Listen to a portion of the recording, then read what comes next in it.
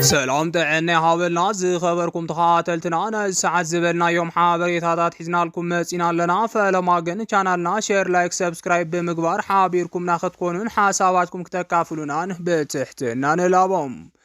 جنرال تادس ورده ኣብ አዲስ አበባ ምስ አብይ አሕመድ ድሕሪ ዝነበሮ ጻንሒት ከበድቲ ዝበሃሉ ቃለ መሓላታት ፈጺሙ ከም ዝተመለሰ ተገሊጾም ኣብ ምዕራብ ትግራይ ሪፈረንደም ንኽካየድ አብይ አሕመድ ሕቶ ቅሪቦም ጀነራል ታደሰ ወረደን አቶ ጌታቸው ረዳን ኣብ ጉዳይ ትግራይ ሓቢሮም ንኽሰርሑ ተስማዕሚዖም ውድብ ምግቢ ዓለም ኣብ ሰሜናዊ ምዕራብ ትግራይ ብዙሓት ተመዛበልቲ ዝርከብሉ ከተማ ሽረ እንዳስላሴ ዝነበረ ዝዓበየ ቤት ጽሕፈቱ ከም ዝዓፀወ ተሰሚዖም ዝብሉን ካልኦትን ኣለውና ሕጂ ድማ ናብ ዝርዝሮም ጀነራል ታደሰ ወረደ ኣብ አዲስ አበባ ምስ አብይ አሕመድ ድሕሪ ዝነበሮ ጻንሒት ከበድቲ ዝበሃሉ ቃለ መሓላታት ፈጺሙ ከም ዝተመለሰ ተገሊጾም ፕሬዝዳንት ግዝያዊ ምምሕዳር ትግራይ ጀነራል ታደሰ ወረደ ኣብ ዝሕጂ ሰዓት ነቲ ኣብ ትግራይ ኣጋጢሙ ዘሎ ኩነታት ኣመልኪቱ ኣብ ዝሃቦ መግለጺም ናብ ኩናት ዘእቱ ነገር ከም ዘየለን ምስ መንግስቲ ፌደራል እውን ሰፋሕቲ ዝርባት ከም ዘካይድን ገሊጹ ነይሮም ነሲዑ ድማ ጀነራል ታደሰ ወረደ ኣብ አዲስ አበባ ዝቐነየ እንትኾን ምስ አብይ አሕመድ እውን ኣብ ህልው ኩነታት ትግራይ ኣመልኪቶም ከም ዝዘተዩን ኣብ ስምዕ ከም ዝበጽሑን ተሓቢሮም ፕሬዝዳንት ጀነራል ታደሰ ወረደ ኣብ አዲስ አበባ ኣብ ዝነበሮ ጻንሒት ነቲ ዶክተር ደብረጽዮን ዝምራሕ ጉጅለ ህወሓት ኣብ ዝገብሮም ዘሎ ዘይሕጋዊ ተግባራት ንዘርእዮ ሸለልትነት ብዋናነት ዝተነቐፈ እንትኾን ነሲዕቡ ድማ እቲ ጉጅለ ምስ ሻዕብያ ዝገብሮም ዘሎ ርክባት ደው ንኸብሎ ካብ 4 ኪሎ ከቢድ ሓላፍነት ተቐቢሉ ከም ዝተመለሰ ተገሊጾም ከምኡውን ጀነራል ታደሰ ወረደ ምስቲ ኣብ ፌደራል ኣመኻሪ ጉዳያት ቀርኒ ኣፍሪካ ንቀዳማይ ሚኒስተር ኮይኑ ዘገልግል ዘሎ አቶ ጌታቸው ረዳ ተናዊቡን ተስማዕሚዑን ንኽሰርሕ ምስ አብይ አሕመድ ቃል ተኣታትዮም ኣለዉ ነስምዕ ዝስዒቡ ድማ ብወገን ህወሓት እውን ጀነራል ታደሰ ወረደ ብጥርጣር ዓይኒ ክሪእዎ ከም ዝጀመሩን ቀጻሊ ድማ ዕጫ ጌታቸው ረዳ ክበጽሖ ከም ዝኽእልን እንዳተገለጸ ይርከብ ጀነራል ታደሰ ወረደ ነዚ ስምዕነት እንተዘይፈጺሙ ግን ግዝያዊ ምምሕዳር ትግራይ ዝበሃል ምስ ፌደራል ዝራኸብ ሕጋዊ መንግስቲ ከም ዘይህሉን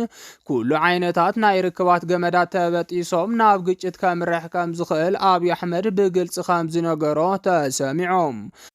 ኣብዚ ዝርርብ ኣይተ ጌታቸው ረዳ እውን ዝተሳተፈ እንትኸውን ጀነራል ታደሰ ወረደ ኣብ ውሽጢ ትግራይ ዘሎ ምሕደራ ንኸስተኻኽልን ኣካታች ዝኾነ ግዝያዊ ምሕዳር ንኸጣይሽን ከምኡ እውን ርክብ ህወሓትን ሻዕብያን ክቋረፅን ኣብ ጎኑ ኮይኑ ንኽሕግዞ ተስማዕሚዖም ኣለዉ ብተወሳኺ እውን ጉዳይ ተመዛበልትን ሓድነታዊ ግዝኣት ትግራይን ዝምልከት ድማ ናብ ናይ ቅድሚ ኩናት ዝነበረት ትግራይ ንኽምለስ ምስ አብይ አሕመድ ተስማዕሚዖም እዚ ተግባራዊ እንተዘይኮይኑ ግን ብወገን ትግራይ እውን ህዝቢ ናብ ዘየድል ነገር ከኣቱ ከም ዝኽእል ጀነራል ታደሰ ወረደ ኣጠንቂቖም ኣብዚ ዝርርብ ብዛዕባ ኣብ ምዕራብ ትግራይ ሪፈረንደም ክካየድ ዝብል ሓሳብ ተላዒሉ ዝነበረ ኮይኑ ብወገን ጌታቸው ረዳ ንአብይ አሕመድ ኣብ ዝሃቦ መልሲ ድማ ንምዕራብ ትግራይ ጥራሕ ዝበሃል ሪፈረንደም የለን ኣብ ኢትዮጵያ ዘለው ኩሎም ናይ ወሰን ሕቶ ዘለዎም ቦታታት ሓቢሮም ክረኣዩ ኣለዎም ዝበለ እንትኾን ናይ ትግራይ ግዝኣት እውን ኣለውሃ ምላሽን መተማ ዮሃንስን ከም ዝኾነ ብሪፈረንደም ክምለሰልና ንደሊ ኢና ከም ዝበሎ ተሰሚዖም ውድብ ምግቢ ዓለም ኣብ ሰሜናዊ ምዕራብ ትግራይ ብዙሓት ተመዛበልቲ ዝርከብሉ ከተማ ሽረ እንዳስላሴ ዝነበረ ዝዓበየ ቤት ጽሕፈቱ ከም ዝዓፀወ ተገሊጾም ካብ ተመዛበልትን ሰራሕተኛታት እቲ ትካልን ዝረኸብናዮ ሓበሬታ ከም ዘመላኽቶም እቲ ትካል ኣብ መወዳእታ ሰነ ነቲ ዝዓበየ ቤት ጽሕፈቱ ክዓፁ ዝተገደደ ብሰንኪ ሕፅረት ባጀትን ዳግመ ውደባ ስርሒታትን ከም ዝኾነ እዩ ዝገልጽ እቲ ቀንዲ ኣካፋፋይ ረድኤት ሕቡራት ሃገራት ዝኾነ ትካል እዚ ውሳነ ዝውሰን ዘሎም ኣብቲ ብኣማይታ ሸሓት ዝቁፀሩ ካብ ምዕራብ ትግራይ ዝተፈናቐሉ ተመዛበልቲ ኣብ ከቢድ ኩነታት ከም ዝርከቡ ኣብ ዝግለጸሉ ዘሎ እዋን ምዃኑ ድማ ከቢድ ሻቁለት ፈጢሩ ይርከብ ኣብ ዝቐረባ እዋን እቶም ተመዛበልቲ ወገናት ክረምቲ ቅድሚ ምእታው ናብ ዓዶም ክምለሱ ብሰልፍን ዝተፈላለዩ መንገድታትን ተቃውሞ ከስምዑ ምጽንሖም ዝዝከር እዩ ኣብ ዝሓለፉ ሒደት ኣዋርሕ ኣብቲ ማእኸል ኣሳስ 300 ተመዛበልቲ ብጥሜትን ሕማምን ህይወቶም ከም ዝሰኣኑ ድማ እሙናት ጸብጻባት የመላኽቶም ሓላፊ ቤት ጽሕፈት ከባቢያዊ ቤት ጽሕፈት ውድብ ምግቢ ዓለም ኣብ ትግራይ ሌቫንት ቻትዋ ንኣዲስ ስታንዳርድ ኣብ ዝሃቦ ሓበሬታም ቤት ጽሕፈት ሽረ ንዓጽዎ ኣለና ኣብ ዞባ ሰሜናዊ ምዕራብ እነሳልጦም ስራሕትና ካብ መቐለ ኮይና ክንቅጽል ኢና ክብል ገሊጾም። ሓላፍነት ምክፍፋል ምግቢ ናብቲ ብኣሜሪካ ዝምወል ዘይመንግስታዊ ትካላት ሓበራዊ ስርሒት ይሰጋገር ከም ዘሎን ውድብ ምግቢ ዓለም ድማ መደብ ኣመጋግባ ምገባ ኣብ ኣብያተ ትምህርትን መደባት ምጽዋርን ምትግባር ክቕጽል ምዃኑን ገሊጾም። ካብ ሰራሕተኛታት እትካል ዝተረኸበ ሓበሬታ ከም ዘመላኽቶ ድማ ረድኤት ናይ ምዕዳል ሓላፍነት ናብ ትካል ኣገልግሎት ረድኤት ካቶሊክ ከም ዘመሓላለፎ የረድኦም። ወሃብ ቃል ውድብ ምግቢ ዓለም ኢትዮጵያ ክሌር ኔቪል እዚ ውሳነ ኣካል ናይቲ ኣብ ክልላት ትግራይ ኣምሓራን ዓፋርን ዝካየድ ዘሎ ለውጢ ኣወዳድባ ረድኤት ከም ዝኾነን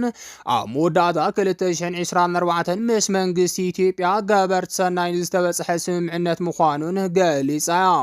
እታ ወሃቢት ቃል ወሲኻ ውድብ ምግቢ ዓለም ንልዕሊ 280,000 ህፃናትን ኣደታትን ኣናእሽቱ ሓረስቶትን ብዝተፈላለየ መንገድታት ይድግፋሎም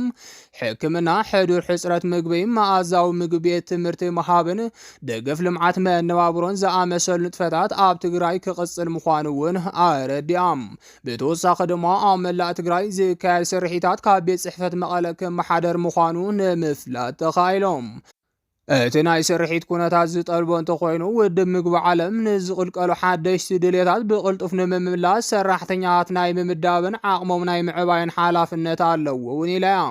ብፍላይ ካብ ምዕራብ ትግራይ ዝተፈናቐሉ ኣስታት 1 ሚልዮን ተመዛበልቲ ወገናት ንዝሓለፉ 5 ዓመታት ፍቕዶ ዳሳትን ኣደዳ ፀሓይን ቁርን ኮይኖም ይርከቦም። መንግስቲ ኢትዮጵያ ብመሰረት ውዕሊ ፕሪቶርያ ተመዛበልቲ ናብ መረበቶም ምምላስ ሓላፍነት ዘለዎ ኮይኖም ምስቲ ብኣቶ ጌታቸው ረዳ ዝምራሕ ዝነበረ ግዚያዊ ምምሕዳር ይሰርሕ ከም ዝነበረን ብሰንኪ መራሕቲ ሕወሓት ከም ዝተሰናኸለን ክገልጽ ጸኒሖም። ምክትል ፕሬዚዳንት ግዚያዊ ምምሕዳር ኮይኑ ዝተሾመ ኣቶ ኣማኑኤል ኣሰፋ ተመዛበልቲ ክምለሱ እንተኮይኖም ኣብኡ ዘለው ዕጡቃት ኣምሓራ ዕጥቆም ይፍትሑ ይውፅኡ፣ ዝተጣየሹ ምምሕዳራት ይፍረሶም፣ እቶም ሓደሽቲ ሰፈርቲ እውን ይውፅኡ፣ ስለዚ ድሕንነቶም ተሓልዩ ይመለሱ ኢና ንብል ዘለና ክብል ምስ ቢቢሲ ኣብ ዝገበሮ ጻኒሒት ተዛሪቦም። ዝኸበርኩም ተኸታተልትና ነዚ ሰዓት ዝበልናዮም ሓበሬታታት ነዚኦም ይመስሉ ነይሮም። ንምክትታልኩም ካብ ልብና መስገን